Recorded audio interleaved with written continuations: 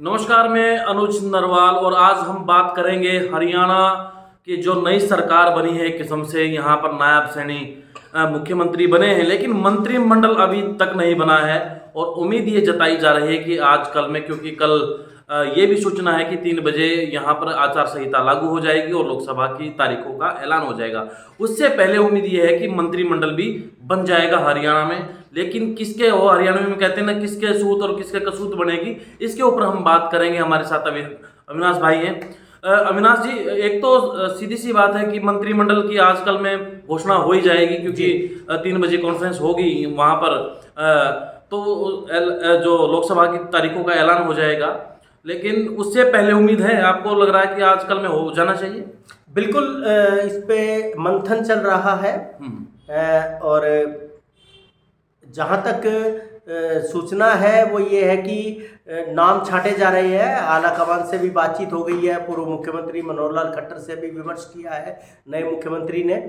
और इस हिसाब से लगता है कि बहुत जल्द जो अभी 5 मंत्री बनाए हैं उनके विभागों का बंटवारा हो जाएगा, और बाकी जो मंत्री बनने हैं, जिसमें भाजपा कोटे के मंत्री हैं और निर्दलीय जिन्होंने अभी सरकार को समर्थन दिया है, उनमें से भी 1-2 लोगों की लॉटरी मुझे लगता है लग सकती है।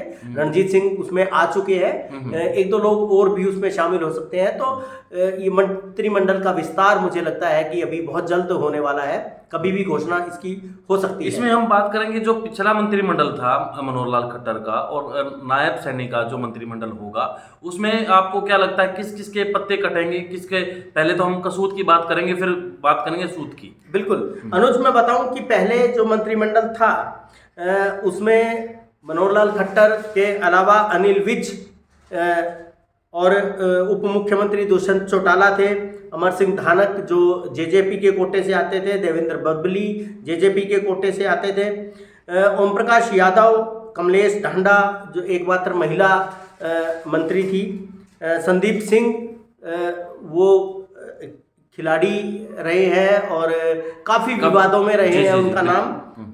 डॉक्टर कमल गुप्ता वैश्य समुदाय के एक प्रतिनिधि के तौर पे इसमें शामिल थे, और रणजीत चौटाला, मूलचंद शर्मा, कंवरपाल गुज्जर, डॉक्टर बनवारी लाल और जयप्रकाश दलाल, ये 13 मंत्री मुख्यमंत्री के अलावा थे। 14 लोगों का मंत्रिमंडल था ये, जिसमें से अभी 5 लोगों को रिटेन किया गया है नए मंत्रिमंडल में, जिसमें रणजीत चौटाला जो रानिया से सरसा से विधायक हैं, निर्दलीय हैं, सरकार को समर्थन दे रहे हैं, बिजली मंत्री रहे हैं। मूलचंद शर्मा बल्लभगढ़ से, फरीदाबाद से हैं, जो परिवहन मंत्री रहे हैं। कंवरपाल गुज्जर जगाधरी से, और जयप्रकाश दलाल लोहारू से, और डॉक्टर बनवारी लाल बावल रेवाड़ी से। जी। तो ये अभी तक जिन मंत्रियों ने मुख्यमंत्री के साथ शपथ ली थी, ये वो हैं, लेकिन अभी इनके विभागों का बंटवारा नहीं हुआ है। तो अभी जिन इसमें और नाम थे, एक तो उस दिन जो घटनाक्रम हो रहा था तो अनिल विज नाराज हो गए थे, अब मान गए?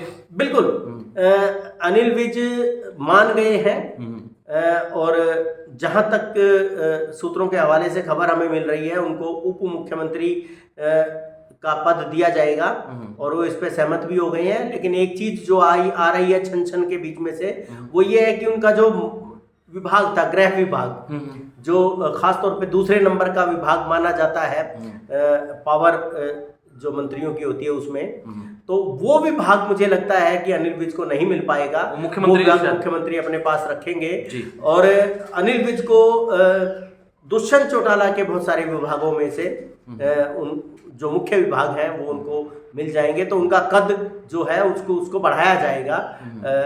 बेशक गृह मंत्री का पद उनसे ले लिया जाए, एक पैरल रखने की कोशिश। बिल्कुल। तो ये जो अभी तक जो दिक्कत आ रही थी कि मुख्यमंत्री जो है वो पंजाबी बिरादरी से रहे हैं, तो वो अभी नहीं है, और दूसरा कोई मंत्री पंजाबी बिरादरी से नहीं था। तो ये लग रहा था कि अब क्या होगा, और पंजाबी किस तरह से नाराज होंगे अगर अनिल विज को भी नहीं बनाया जाता। तो 2 बड़े पंजाबी नेता, सबसे पुराने नेता रहे हैं, 7 बार के विधायक हैं अनुज, में बताऊं तो भाजपा में सबसे पुराने वो है नेता हैं।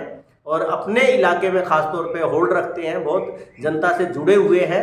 हालांकि मंत्री बनने के बाद भी उन्होंने अपना जो विस्तार था उसको पूरे हरियाणा तक नहीं बढ़ा पाए वो, लेकिन अपने इलाके में उनका पूरा होल्ड समझा जाता है, लोगों से जुड़े हुए रहते हैं। एक तो उनका नाम है, सीधी सी बात है कि जिस तरीके से बहुत पुराने हैं और कंटिन्यू बनते आ रहे हैं, तो एक तो उनका नाम आ गया। तो अब और कौन से ऐसे चेहरे हैं जिनके ऊपर जो मंत्रिमंडल में नए चेहरे हैं और वो आ सकते हैं? देखिए, अभी तक जो रहता है, मैं जातीय समीकरण तो रहेगा मेरे हिसाब से मंत्रिमंडल में। बिल्कुल जाति समीकरण रहेगा, वो बना के रखना पड़ेगा। जाति समीकरण भी रखना पड़ेगा, क्षेत्र का जो समीकरण है उसको भी रखना पड़ेगा, और निर्दलियों को भी साधना पड़ेगा। ये कई चीज करनी पड़ेगी। नए मुख्यमंत्री के सामने ये चुनौती है। तो मुझे लगता है कि जो एक वैश्य समुदाय से एक मंत्री जरूर चाहिए। तो अभी तक कमल गुप्ता उस खाते में रहे हैं हिसार से, और ज्ञानचंद गुप्ता जो पहले से इस रेस में थे, मंत्री पद की रेस में थे, स्पीकर वो स्पीकर बन गए थे। तो अभी मुझे लगता है कि ज्ञानचंद गुप्ता की लॉटरी शायद लग जाए, उनको सूत आ जाए और ज्ञानचंद गुप्ता एक मंत्री इसमें बन जाए।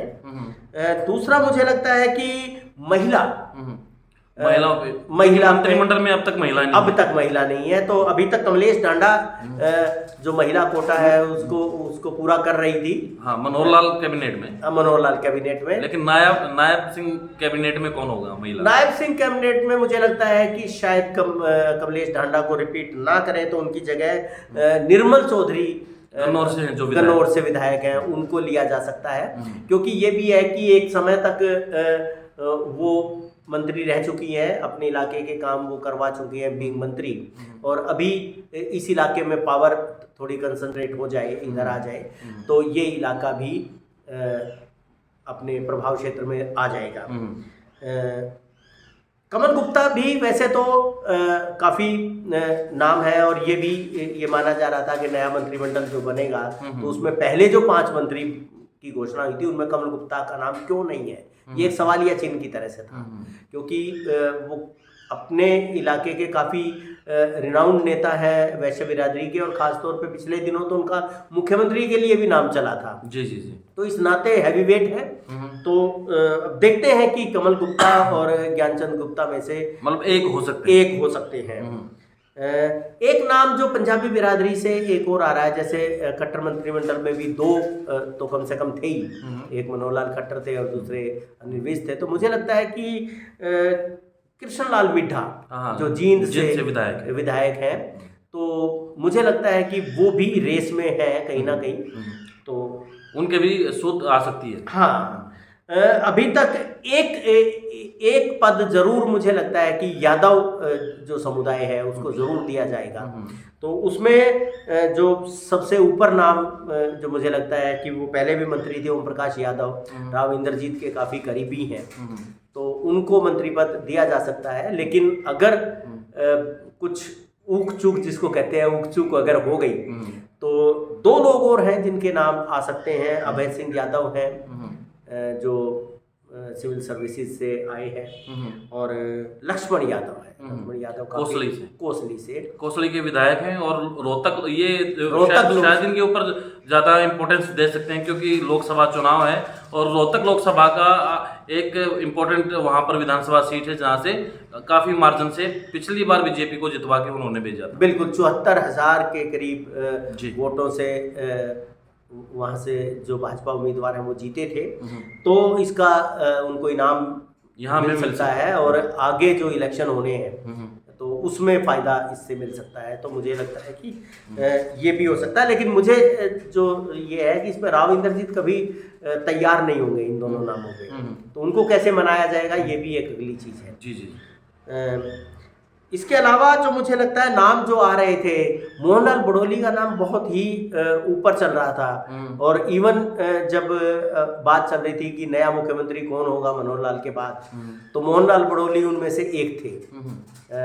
उसमें संजय भाटिया थे, मोहनलाल कई नामों का जिक्र था, वो भी शामिल थे। तो लेकिन उनका नाम भी था, लेकिन अब मुझे लगता है कि मूलचंद शर्मा को रिपीट किया गया है, तो एक ब्राह्मण चेहरा उसमें आ गया है मंत्रिमंडल में। एक बड़ा नाम है जो उम्मीद भी कर रहे हैं, पहली लिस्ट में भी जो वो अपने नाम की उम्मीद कर रहे थे, गोपाल कांडा। गोपाल कांडा हनोपा से है, एकमात्र विधायक हैं, लेकिन शुरू से ही भाजपा सरकार को वो समर्थन देते रहे हैं। पहले उन्होंने मनोहर लाल खट्टर की सरकार को समर्थन दिया था, और अब जैसे ही निर्दलियों की जरूरत पड़ी तो उन्होंने सबसे पहले अनाउंस किया कि वो समर्थन देते हैं। तो गोपाल कांडा का नाम भी मंत्रिमंडल में आ सकता है।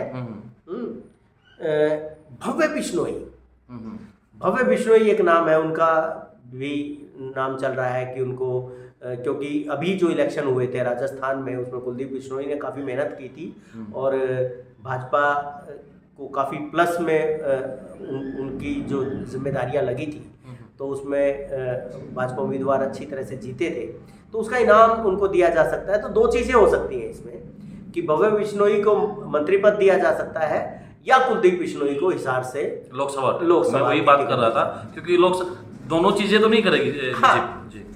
तो उनको लोकसभा की टिकट दी जा सकती है। अगर उनको लोकसभा की टिकट नहीं मिलती है, भव्य बिश्नोई को मंत्री पद मिलता है, तो फिर मुझे लगता है कि जो मुझे लगता है वित्त मंत्री, बिल्कुल इसमें अविनाश जी क्या है, अगर ये कांग्रेस होती तो शायद हम सोचते कि लोकसभा की टिकट उनको मिल जाए, लेकिन परिवारवाद वाला जो फैक्टर है, मुझे लगता है, हाँ, है कि उसमें वो पेंच फंसेगा और सिरसा जो हिसार लोकसभा सीट है वहां से ना उनको न उतार के, बल्कि इनके ऊपर जो भव्य बिश्नोई है विधायक जो बने थे आदमपुर उपचुनाव में, तो उनके ऊपर शायद कहीं ना कहीं मेहरबानी हो सकती है। बिल्कुल बिल्कुल। और फिर जो लोकसभा की टिकट है वो अभिमन्यु को मिल सकती है। हाँ, अभिमन्यु को मिल सकती है, या फिर दूसरा कोई और कैंडिडेट बिल्कुल बिल्कुल। हाँ जी।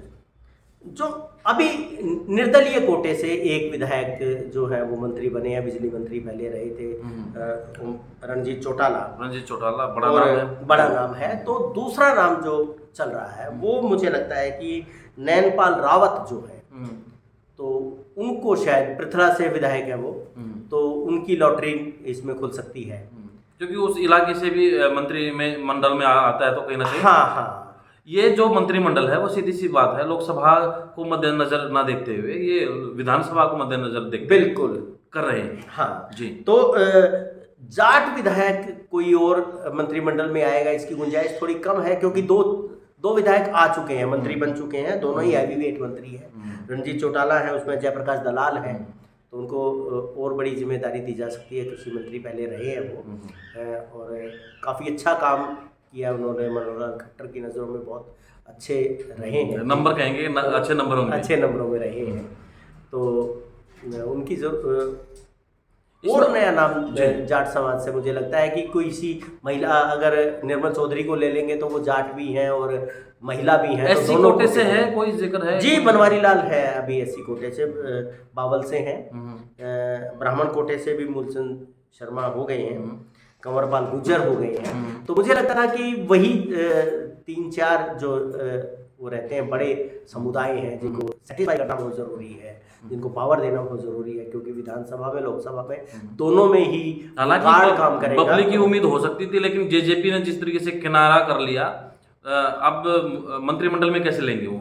हाँ, अब उनका पत्ता वैसे ही कट गया। हाँ, थोड़ा मुश्किल है, लेकिन मुझे लगता है कि अभी और भी चीजें बची हुई हैं, तो अकेले मंत्रिमंडल का विस्तार नहीं होगा, कुछ चेयरमैन भी मुझे लगता है बनाए जाएंगे। लेकिन जेजेपी कोटे से कम उम्मीदें हैं, जेजेपी कोटे से कम हो नहीं जाएंगे, वो निर्दलीय या फिर अपनी पार्टी से निर्दलीय है, रणधीर गोलन है, धर्मपाल गोंदर है, राकेश दौलताबाद है, तो मैम के विधायक हैं। हाँ, मैम के विधायक हैं। मैम के विधायक मुझे लगता है वो सरकार में किसी पद पे शायद ना आना चाहें, क्योंकि अभी वो दिखाना चाहेंगे कि वो अभी विपक्ष में ही है।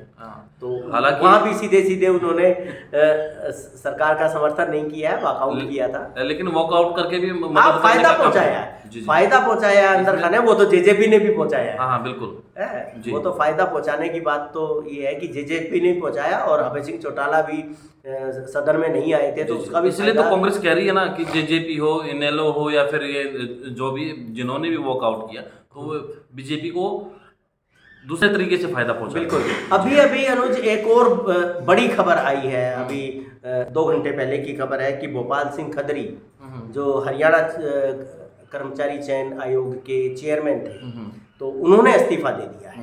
तो एडजस्टमेंट करेंगे, एडजस्टमेंट और कोई ना जरूरी कोई है। आएगा उनके बिल्कुल। जी। तो तो ये तमाम नाम थे जिनके कह सकते हैं कि इनके जो हमने जिक्र किया, बहुत सारे लोगों को जो जेजेपी की कोटे के तो उनके तो कसूत ही आ गई, सीधी सी बात है कि गठबंधन टूटा है, अलग हो गए। हालांकि अनाउंसमेंट अब तक नहीं की है किसी पार्टी ने, लेकिन अपने तरीके से उन्होंने अलग हो गए, अलग अलग रास्तों से वो चुनाव में जाएंगे। लेकिन बीजेपी के और कुछ जो आज़ाद उम्मीदवार रहे हैं, आज़ाद एमएलए रहे हैं, निर्दलीय विधायक रहे हैं, उनको भी कईयों को किसी न किसी पद की यानी कि मलाई काटने का मौका मिल सकता है 6 महीने के लिए। और सेवा का भी मौका हम तो कहेंगे कि वो साबित करें, 6 महीने में भी बहुत होते हैं 6 महीने। तो ये थे सारे जिनके ऊपर चर्चा चल रही है, जिनमें से कोई ना कोई इसमें मंत्रिमंडल में शामिल हो सकते हैं। यही इंपॉर्टेंट नाम थे। आपको क्या लगता है कि इनमें से कोई और भी ऐसा नाम है जो इनमें शामिल हो सकता है? तो कमेंट बॉक्स में ज़रूर लिखें। नमस्कार।